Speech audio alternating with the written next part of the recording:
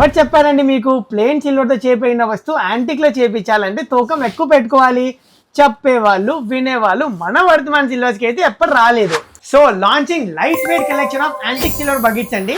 So ఇది plain సిల్వర్తో చేపైన bucket అండి. దీని వెయిట్ వచ్చేసరికి 433.5 గ్రామ్స్ అయితే ఉంటుంది. అలాగే ఇది యాంటిక్ సిల్వర్ చేపైన బకెట్. దీని వెయిట్ వచ్చేసరికి జస్ట్ 380 గ్రామ్స్ అండి. ఇన్ఫాక్ట్ యాంటిక్ సిల్వర్ బకెట్ వచ్చేసరికి ఇంకా బిగ్ సైజ్ ఉంటుంది when compare to the plain silver bucket.